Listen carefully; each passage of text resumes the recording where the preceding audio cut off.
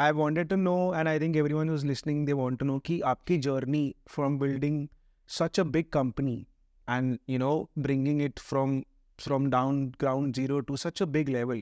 वो journey क्या रही है? Because वो journey is something which people will be very interested to know, and especially all the youth out there, because youngsters, they are not happy with what they are doing right now. मतलब ऐसा जैसे if I talk about myself, I have a good IT company job. But still we want to do something different. Something more. It's not always complete. So everyone, like the youth that I know, they want to build something of themselves. And what better example can be the one who's sitting with us? Thank you. I will just take you to my memory lane. JETKING is a company which was made by my father. He came to India after India-Pakistan partition. Okay. And he was in the Karachi, very successful businessman. And he used to go to Shakha, and he was a very ambitious youth. He wanted to change India. But fate had something different, like you say, that it depends on luck and hard work. So these are two things required. So he came after partition. He came in Bombay, and his mother carried about 50,000 rupees, which is equivalent to something crores. Yeah. At that time, part of time. And but he had 5 sisters and 4 brothers to take care of. So immediately joined his brother-in-law's shop, where he learned the tricks of trade of electronics. And he used to sell radios. At that time, they had radios, gramophones, and wall radios. Then something like, at that time, tape recorder, TVs, and all these were not there. And people had only way to get news from BBC was these gramophones and radios. So I remember listening to some BBC news myself. Then within 1 year, he started his own shop by name of Now Bharat Radio Agencies. Okay. And that means it was a new India meant for young people, and all Indians and Hindus were coming to India after. Though I think the population was quite big, more than, say, 20 lakhs in Pakistan. But there was a lot of fight going on in between Pakistanis and Indians. And there was no security for, say, Hindu people. And soon he started making do-it-yourself kits. Do-it-yourself kit is something you make with your own hands. Irrespective of your technical knowledge, you can make it.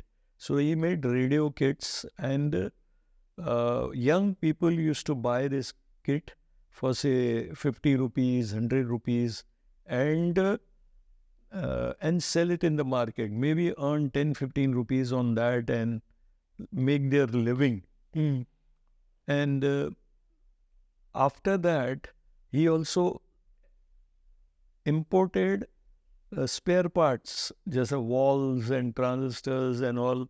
In 62, Sony had introduced germanium transistors. And then transistor used to be made of inside silicon. Today, people talk about circuits. There are only micro circuits and small things you see in a mobile. But at that time, they were all, but the basis came from there only, from that circuits. And his brother opened one center in a shop in Chennai, At that time, it was Madras and one center in Delhi. And he used to import and send it to these two places. Also, he used to travel regularly to these places and go to shops and sell them. And he made a good life.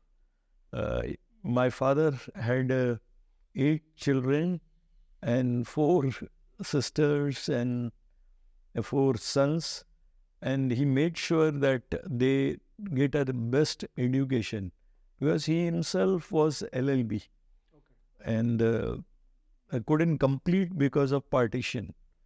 He was very hardworking. He also opened a factory in Kandivali, in suburbs of Bombay, and started making transistors. Full-fledged, not do-it-yourself kits, but full-fledged transistors, which he used to sell in market.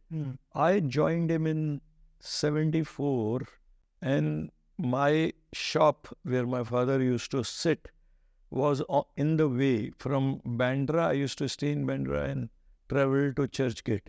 And in the afternoon, I also designed do-it-yourself kit. I designed manuals.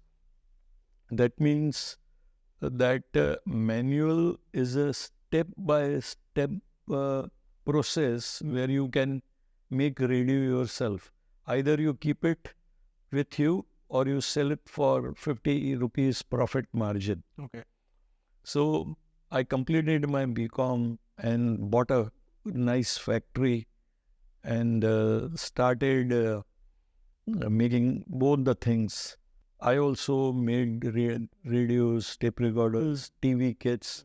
Then I became very ambitious. I started manufacturing TV. Can you imagine if you are making a radio worth 100 rupees and suddenly you go to TV which is more than 8 to 10,000 in 90s, so what will happen? I was dazed with the amount of competition we had. Indira Gandhi ji had given license to around 200 people. Out of that, 197 closed. Okay. Yeah. Because there was so much competition, and I also closed my factory. I lost about 3 crore in this venture. At that time, we had to open factories out of Bombay, that in outskirts of Bombay. So we couldn't get engineers, we couldn't get anything. And I was dazed what to do, what is the problem, how I can solve this problem. And God willing, I get some inspiration that I love training. So I used to train my 1,000 dealers, radio, tape recorder, TV dealers. So I started JETKING School of Electronic Technology. Okay. Yeah. And for 2-3 years, I got a very good strategist. His name was Mr. Khan. He says you have to make a strategy that you should be different from your competitors. Yes. So he had some experience of advertising for some computer institute. And so I started in 3 years. It was very difficult. I was teaching radio, tape recorder, TVs. I was teaching software. And finally, this guy told me, everybody is teaching software. You should be different from them and teach hardware. That is means how to, in 86, our Prime Minister Rajiv Gandhi had introduced computers to India. And he said that your future is in computers because you are also hardware manufacturer making radio, TV, so it will be extension, forward integration. So I listened to him. I closed radio, tape recorder and TV and started teaching hardware in network. networking. Past is history. So I have trained till today about 11 lakh students. We had 140 institutes all over India. For example, there were 17 centers in Gujarat. There were UP, there was 15, 20 centers. Delhi itself had around 11, 12 centers. Bombay, we had 7, 8 centers. And we were all prevalent in North. In fact, Amritsar, we had one center. I think that is why I remember doing CCNA from there. Yes. Yes. Thank you. Thank you for remembering. So now during our training, because training is a very boring subject, and we had people who were from challenged background. For example, वो driver के बच्चे हैं, vegetable vendors के बच्चे हैं, वो were challenged, means they don't have privileges of say rich people or even middle class people. So training had to be made fun, faster and easier. And affordable. And affordable, yes. Yeah. So I was in US where I heard there is a person called Bob Pike. He died in October. Bob Pike here runs creative training techniques. And he makes training fun, faster and easier. For example, it is not only training by rote or लिख के यानी memorization करके, doing things with practical. So it has to be fun, enjoyment. For example, first thing when the student come in the class, you give them balloon and ask them to write some of your tensions and put it in the balloon and blow the balloon and then prick it. So your tension comes down and all your colleagues share those tensions, read aloud. So, if you're running around having fun. So there were a lot of other methods to make it enjoyable. And as I told you, we have trained more than 10 lakh, 11 lakh students, and they are in some of they have made to vary from good to great. They are very hardworking. Some of them are CEOs of their own companies, and some of them are working as a senior manager, general manager in this making. Their life is very comfortable.